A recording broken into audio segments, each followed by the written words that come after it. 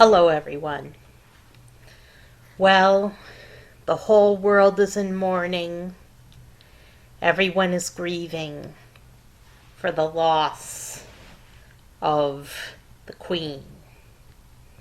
Yes, the Queen is dead. Long live the King. King Charles III ascends to the throne upon the death of his mother, Queen Elizabeth II. And the whole world is mourning the loss of Queen Elizabeth II. She was a good woman. She cared about charities. She worked tirelessly to promote her charities. And she was a great humanitarian, and she met with many foreign heads of state promoting goodwill toward the UK across the whole globe. Her reign lasted through 14 presidents. 14 presidents. And her reign lasted 70 years, over 70 years. No other monarch has lasted that long. 70 years in the office of Queen. The office of Queen. Like a queen is really like an office, right? But we know that the Queen is an office because there's so much work to be done by a monarch of Great Britain. She's the only queen that most people have ever known. There might be a Queen of Sweden, but she's the one you think of when you say the Queen.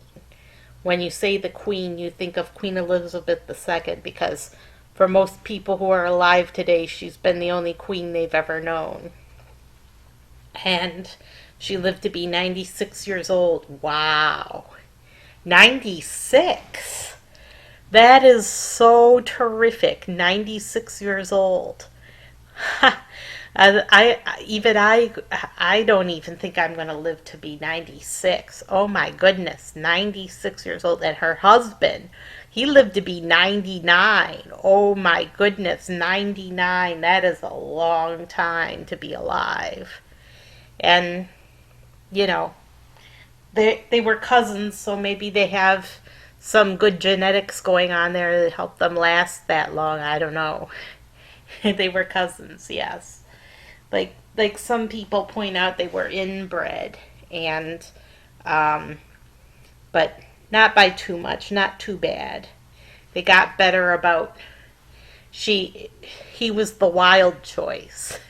She fell in love with him, and he was the wild choice. He was the wild child that her parents didn't approve of. And even though they were second or third cousins, they got married and they had kids together, and they did not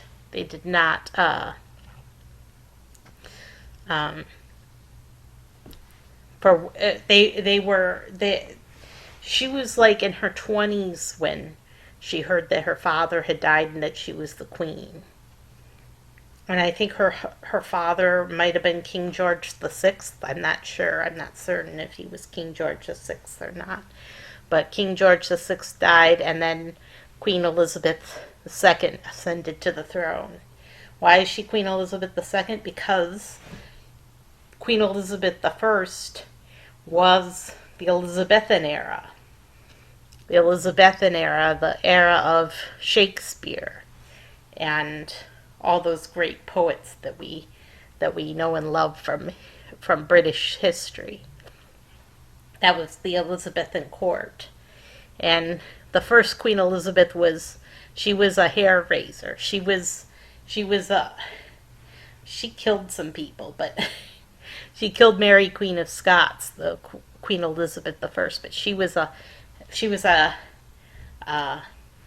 hellraiser, that Queen Elizabeth I. She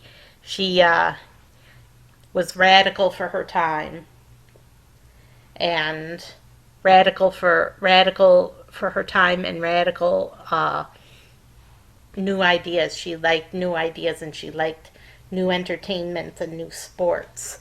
She was a sporting woman, and she invited a whole bunch of people into her court, and the Elizabethan era was hopping. It was hopping because there was so much going on, and it was happening place. With Queen Elizabeth II, she traveled all around the world to meet with world leaders. All around the world she traveled to meet with world leaders, and Queen Elizabeth II was a great monarch for. Now, the only fault that I can bring against Queen Elizabeth II was her treatment of Princess Diana. They say that she did not treat Princess Diana well, and that she hated Princess Diana. But Princess Diana cheated on her son, right? So of course she didn't like Princess Diana very much. Princess Diana was in the news every day, bringing soil to the royal family that sullied their name and sullied their reputation. But her son cheated first. Her son cheated on Princess Diana with Camilla, and now Camilla is going to be queen. Camilla is going to be queen, and that's the only one he really loved. He only really loved Camilla because he said when he was married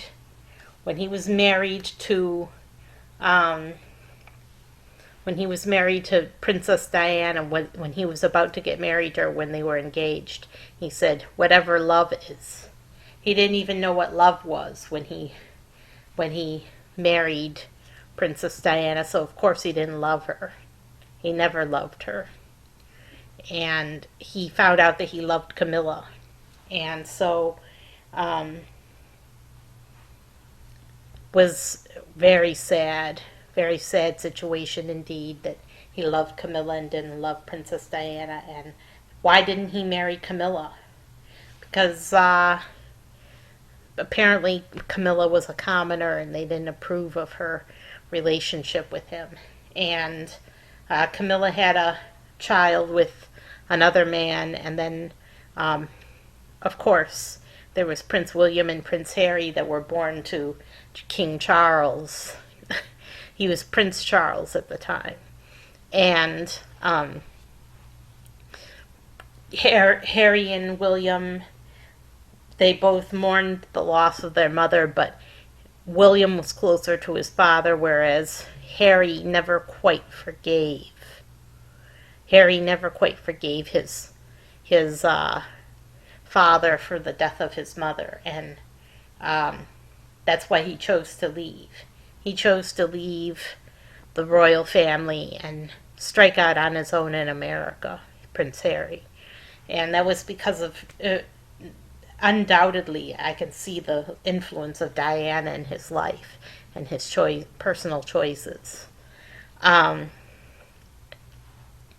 They say that Prince Charles was the one who made the comment about what skin color Archie would have. And some people think, well, it was okay for him to be curious. Other people think, well, that was racist. And it probably was racist. How can you wonder what skin color Archie is going to have? How could you wonder something like that? But anyway, the Queen was, the only thing she did wrong was she was bad to Princess Diana, but Princess Diana was badly behaved herself. She was with Dodi Fayed when she died, and she was running around with all sorts of men.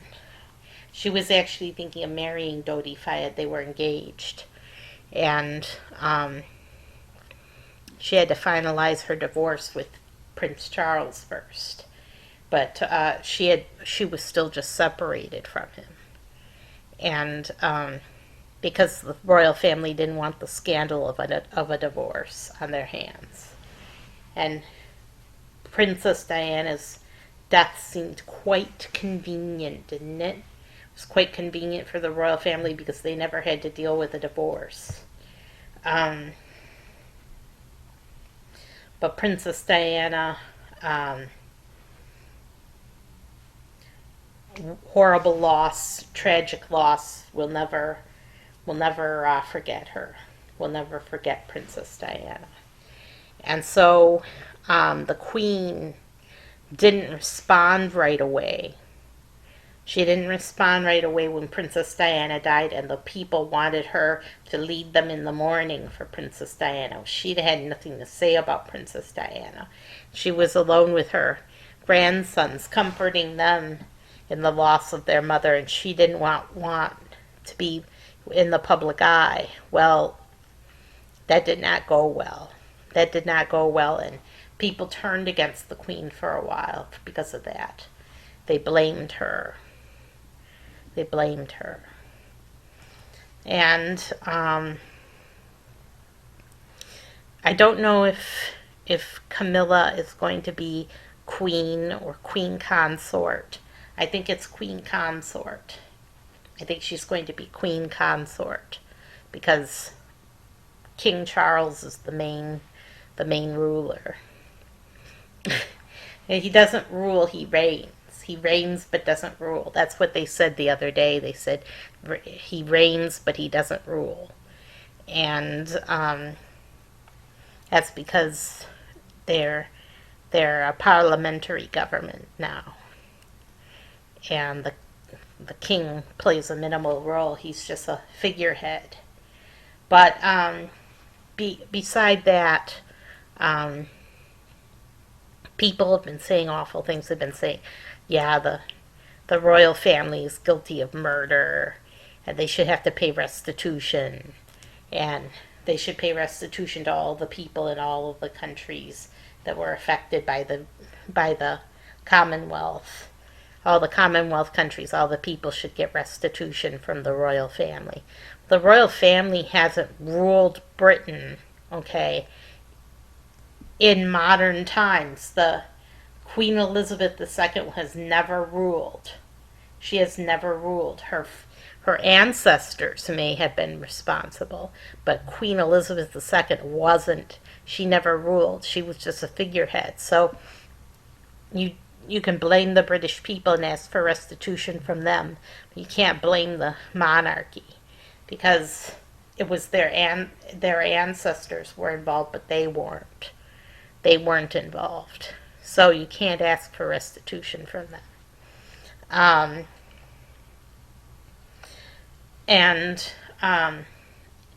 Yes, the Commonwealth. The Commonwealth was guilty of, they blamed them for what happened with India, but it was really the Commonwealth that was holding India together. If you read about it, if you read about the war between the Pakistanis and the Indians, it was Gandhi's influence. Gandhi broke up the Commonwealth. Gandhi broke up the Commonwealth. Gandhi liberated India, and after India was liberated, immediately there was a war. So Britain was preventing war, and then when Britain was gone, the war commenced between the Muslims and the Hindus, and divided their country into India and Pakistan. And the Muslims took Pakistan for their homeland. Very, very sad situation, very sad. And you can't blame Britain because Britain was preventing that from happening. The truth of the matter was that without British rule, they became divided. And there are still a lot of Muslims living in India today that chose not to leave. Um, but there were certain Muslims that wanted their own homeland, and they got it. They got their Pakistan, and now they're threatening nuclear war. They've got missiles pointed at each other, Pakistan and India, because they're old enemies. And they don't trust each other. But anyway, back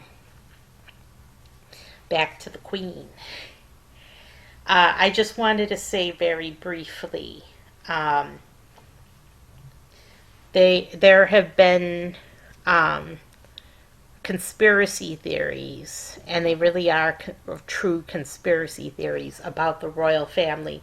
One of the conspiracies that's the meanest and lowest down conspiracy theory is that the royal family are reptilians.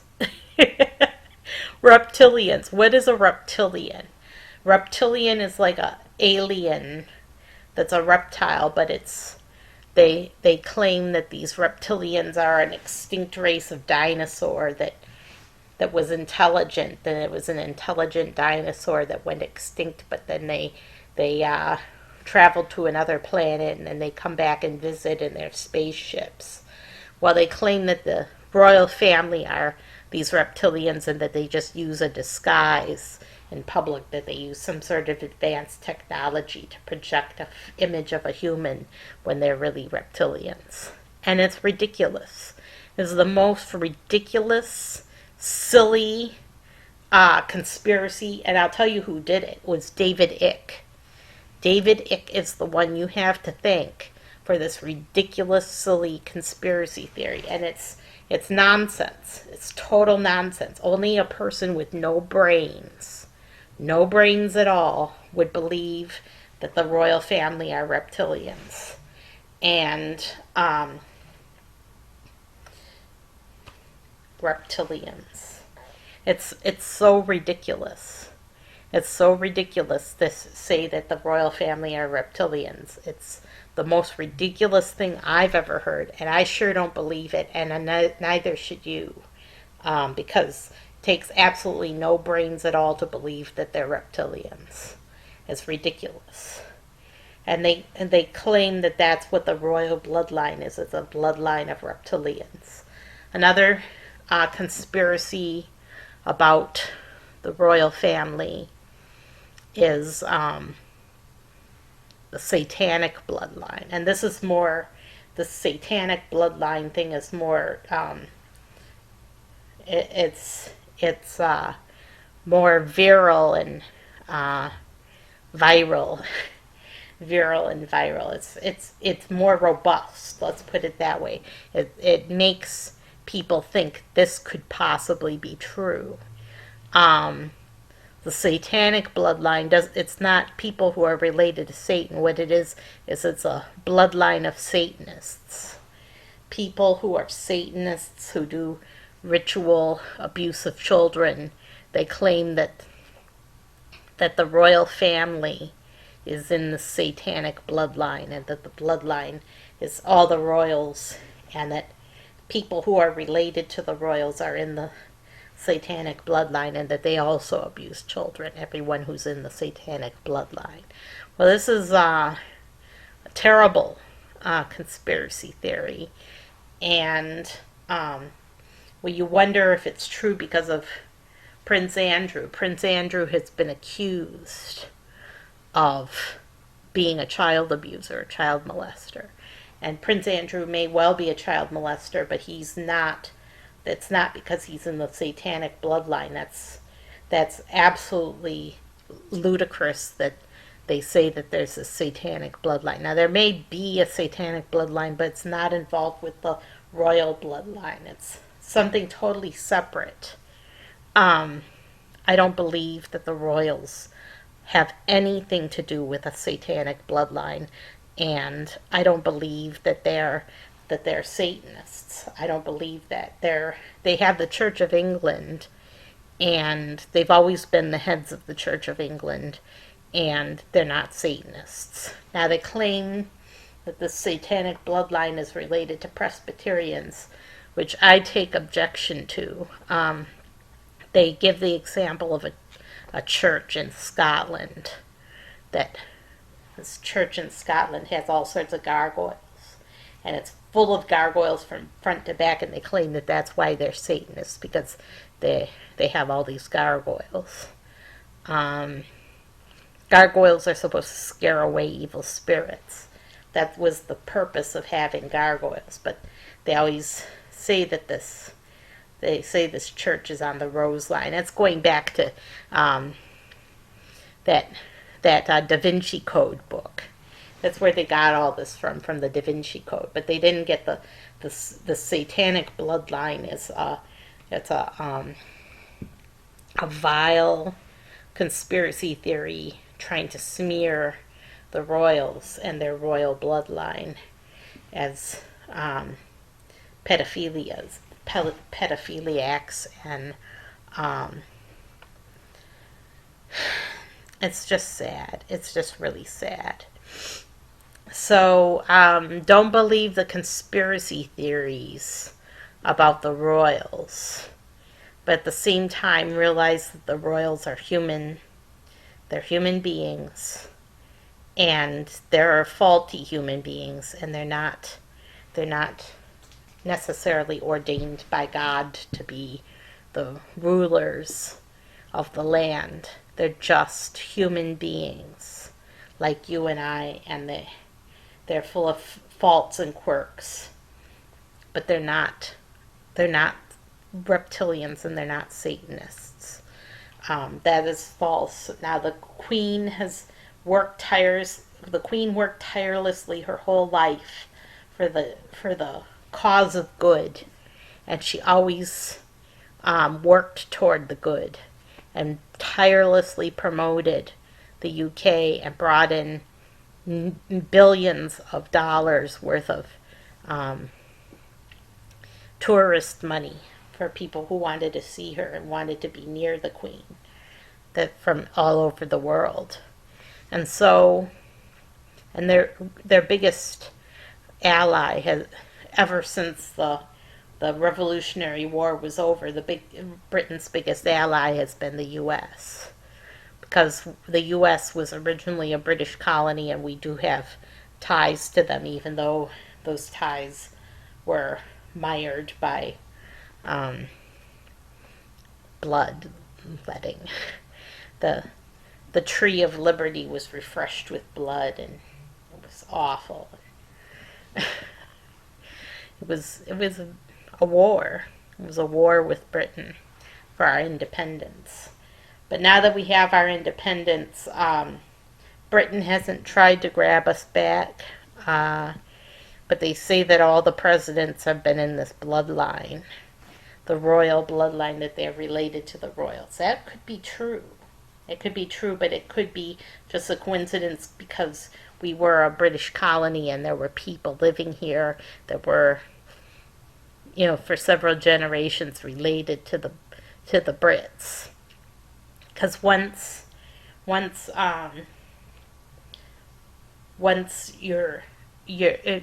the hundreds of years have passed, hundreds or thousands of years have passed, your bloodline travels everywhere, goes in all directions, and there's many, many more people who are related to you after several generations. So it's no surprise that there's people who are related to the Brits.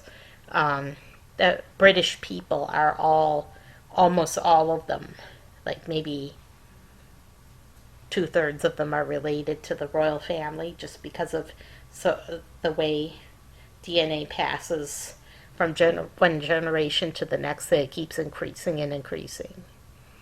So that's it. The Queen, unsullied by her detractors and people spreading rumors about them that are untrue, and brainless rumors and stupid rumors and insidious rumors. They didn't stick. They didn't stick to the royals, and the royals reign supreme there. They're